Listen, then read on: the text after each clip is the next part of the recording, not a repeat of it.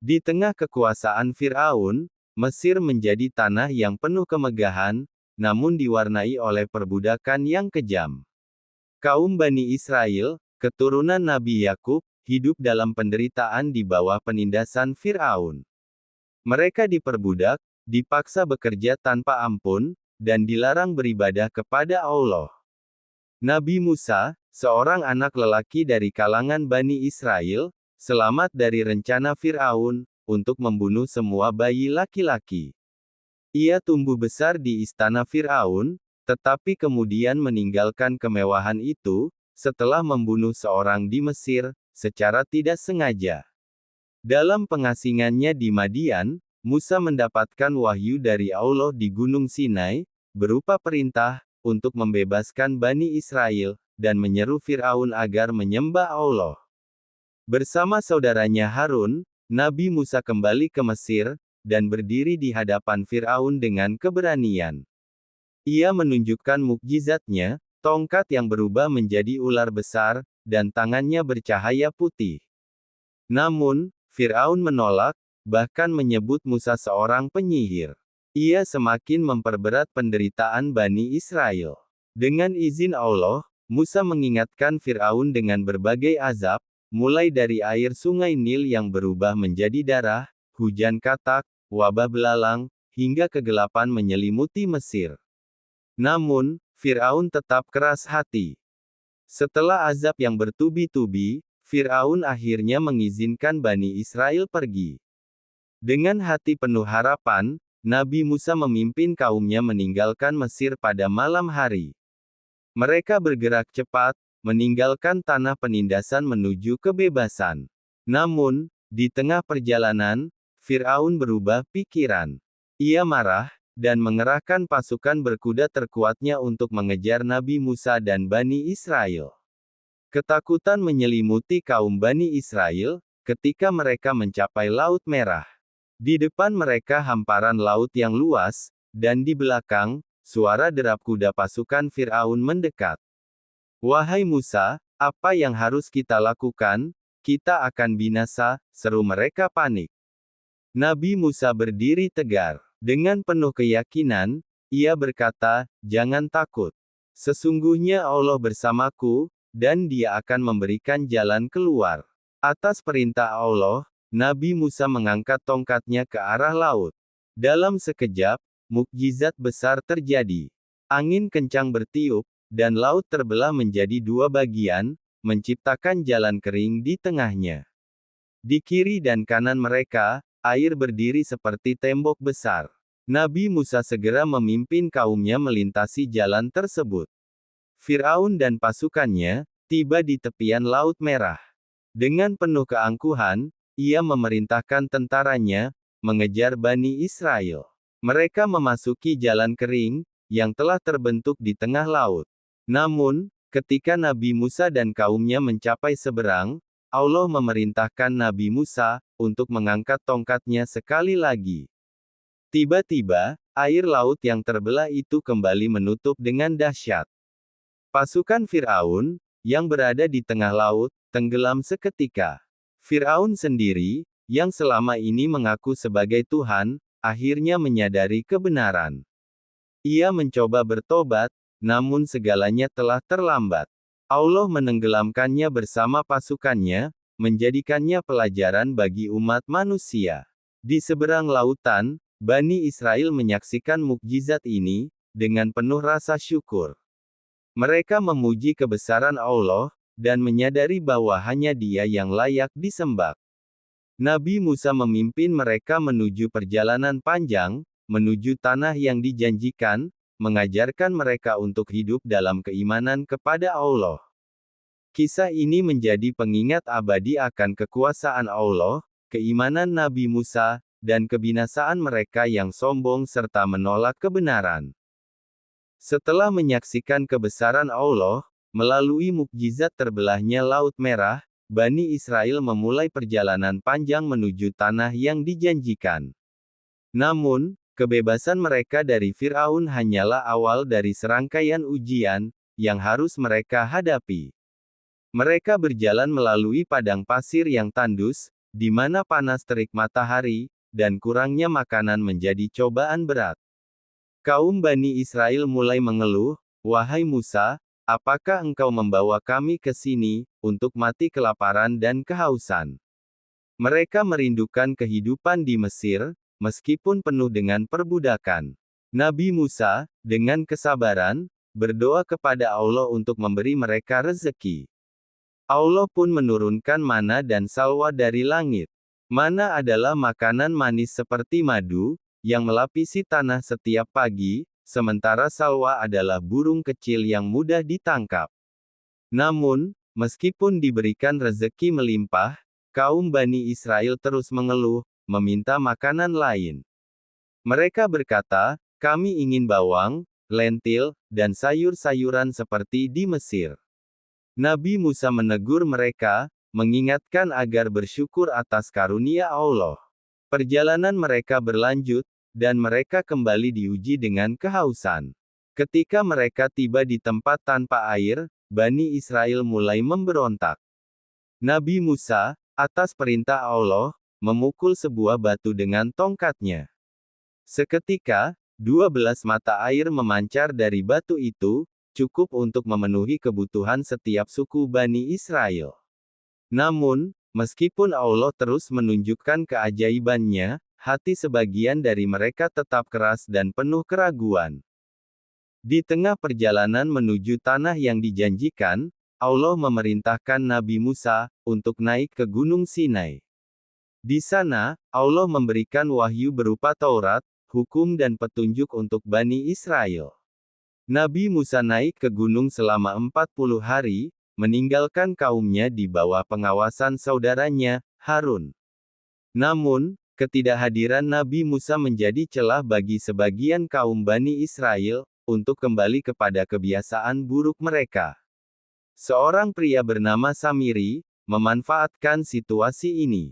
Ia mengumpulkan perhiasan emas dari kaum Bani Israel, dan membuat patung anak lembu. Patung itu diletakkan di tengah-tengah mereka, dan ia berkata, "Inilah Tuhanmu dan Tuhan Musa." Sebagian besar Bani Israel, yang lemah imannya, mulai menyembah patung itu, meskipun mereka baru saja menyaksikan mukjizat besar di Laut Merah.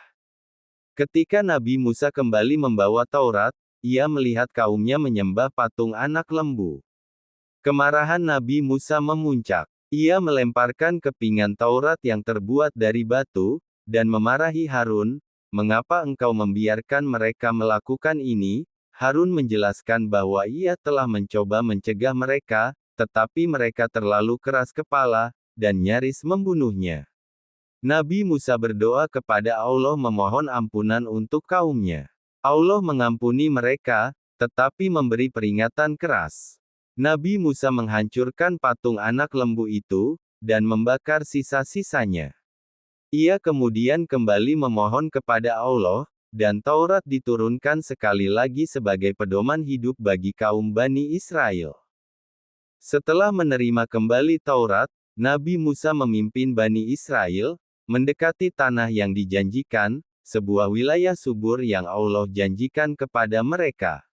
Namun, saat tiba di perbatasan, mereka mengetahui bahwa tanah itu dihuni oleh kaum raksasa yang kuat, yang disebut Amalek. Nabi Musa memerintahkan mereka untuk maju dan merebut tanah itu, dengan iman kepada Allah, namun kaum Bani Israel kembali menunjukkan keraguannya. Mereka berkata, "Wahai Musa, kami tidak akan memasuki tanah itu, selama kaum raksasa ada di sana. Pergilah engkau bersama Tuhanmu, dan berperanglah. Kami akan duduk di sini saja." Kekecewaan Nabi Musa terhadap mereka begitu mendalam. Ia mengingatkan mereka, bahwa Allah telah menyelamatkan mereka dari Fir'aun, memberi mereka makanan dari langit, dan mukjizat-mukjizat lainnya. Namun, hati mereka tetap dipenuhi rasa takut. Sebagai hukuman atas ketidaktaatan mereka, Allah memerintahkan Bani Israel untuk berputar-putar di padang pasir, selama 40 tahun. Selama masa itu, generasi tua yang keras kepala, perlahan-lahan digantikan oleh generasi baru yang lebih beriman. Nabi Musa tetap setia memimpin kaumnya, meskipun ia sendiri tidak diizinkan Allah memasuki tanah yang dijanjikan. Sebagai nabi, ia menerima keputusan Allah dengan ikhlas. Di akhir hayatnya, Nabi Musa berdiri di sebuah bukit, memandangi tanah yang dijanjikan dari kejauhan. Ia meninggal dalam ketenangan, dengan tugas yang telah ia tunaikan sepenuhnya sebagai utusan Allah. Kepemimpinan Bani Israel diteruskan oleh Yosua bin Nun, yang akhirnya memimpin mereka memasuki tanah yang dijanjikan. Kisah Nabi Musa menjadi pelajaran abadi tentang keteguhan, kepemimpinan, dan iman kepada Allah, dalam menghadapi ujian hidup. Laut Merah yang terbelah, azab yang diturunkan kepada Fir'aun, dan perjalanan di padang pasir, adalah bukti nyata bahwa kekuasaan Allah tak terbatas, dan siapapun yang berserah diri kepadanya akan diberi pertolongan. Setelah wafatnya Nabi Musa, kepemimpinan Bani Israel beralih kepada Yosua bin Nun, seorang pemuda yang memiliki keimanan dan keberanian luar biasa. Ia diberi tugas berat untuk memimpin Bani Israel menaklukkan tanah yang dijanjikan, sebuah tanah yang subur, tetapi dihuni oleh bangsa-bangsa yang kuat seperti kaum Amalek dan Kanaan. Yosua mengingatkan kaumnya akan janji Allah. Ia berkata, "Jangan takut, Allah telah menjanjikan tanah ini kepada kita. Dengan iman dan keberanian, kita akan mengalahkan mereka." Kaum Bani Israel yang baru, berbeda dari generasi sebelumnya, menyatakan kesetiaan penuh kepada Yosua. Mereka berkata, "Kami akan mengikutimu sebagaimana kami mengikut Nabi Musa. Semoga Allah menyertaimu sebagaimana Dia menyertai Musa." Dengan strategi yang cermat dan bantuan Allah, Yosua memimpin kaum Bani Israel melewati Sungai Yordan, sebuah perjalanan yang juga dipenuhi mukjizat. Allah memerintahkan Yosua untuk mengangkat tabut perjanjian dan menyuruh para imam membawanya ke sungai.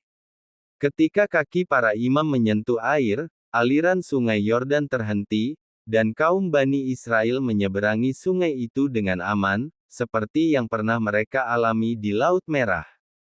Perjalanan menuju tanah yang dijanjikan, dimulai dengan penaklukan kota-kota yang kuat, termasuk kota Yerikho, yang terkenal dengan temboknya yang tinggi. Dengan izin Allah, tembok Yerikho runtuh setelah mereka mengelilinginya selama 7 hari, sambil meniup sangkakala.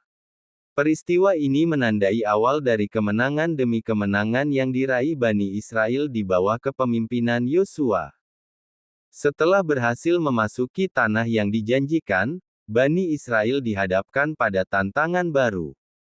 Tanah itu dihuni oleh berbagai suku yang menyembah berhala, dan Bani Israel mulai tergoda untuk mengikuti kebiasaan mereka.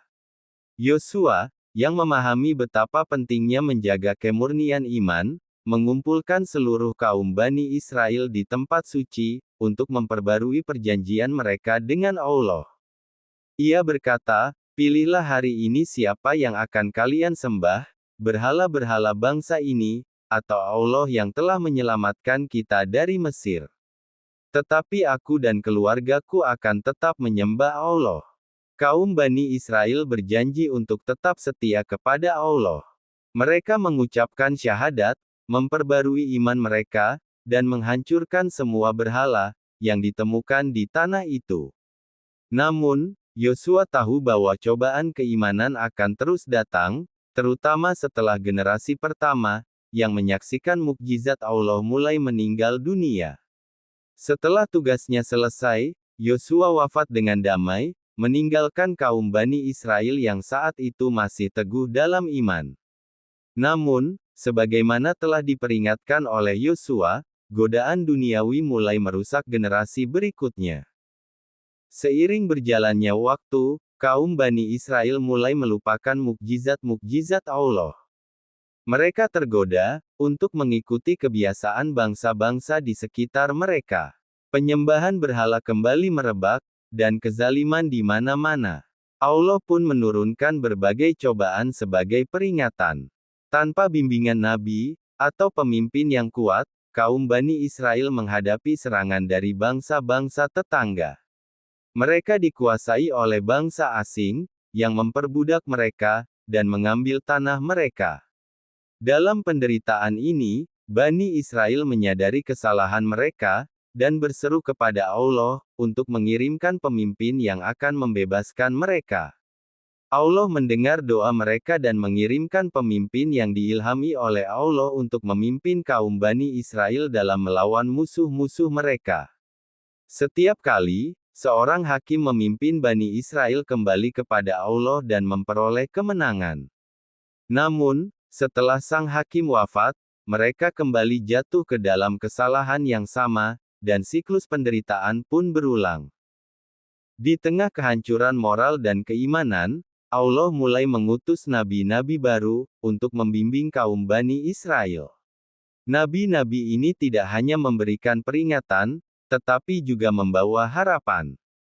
Mereka mengingatkan Bani Israel, akan perjanjian mereka dengan Allah, dan mengajarkan pentingnya keadilan, kasih sayang, dan penyembahan hanya kepada Allah. Salah satu nabi yang terkenal dalam periode ini adalah Nabi Samuel. Ia diutus ketika kaum Bani Israel berada dalam kekacauan. Mereka meminta seorang raja untuk memimpin mereka, seperti bangsa-bangsa lain. Nabi Samuel, atas perintah Allah, mengangkat Saul sebagai raja pertama. Saul memimpin mereka, dalam peperangan melawan musuh-musuh mereka, termasuk bangsa Filistin. Namun, Saul gagal menjaga imannya, dan Allah memilih seorang pengganti, seorang pemuda bernama Daud. Daud, yang kelak menjadi nabi dan raja, dikenal karena keberaniannya, mengalahkan Jalut, seorang prajurit raksasa dari kaum Filistin, hanya dengan menggunakan ketapel dan keimanan yang kokoh.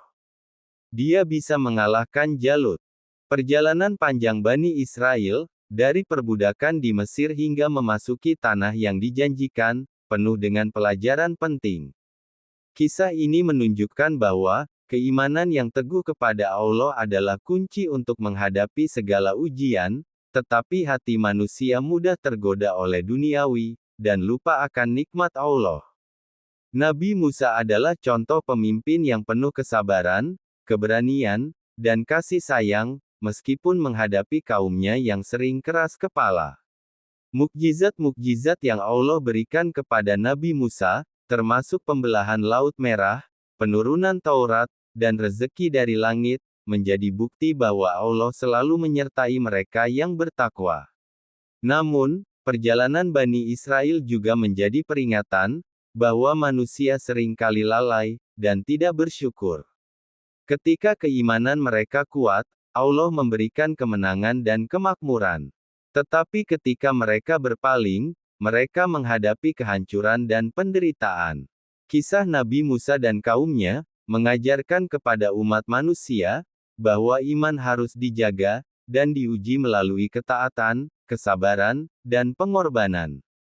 Kisah ini tidak hanya menjadi pelajaran bagi kaum Bani Israel, tetapi juga bagi seluruh umat manusia, bahwa jalan menuju Allah penuh ujian, tetapi pahalanya adalah kemenangan abadi.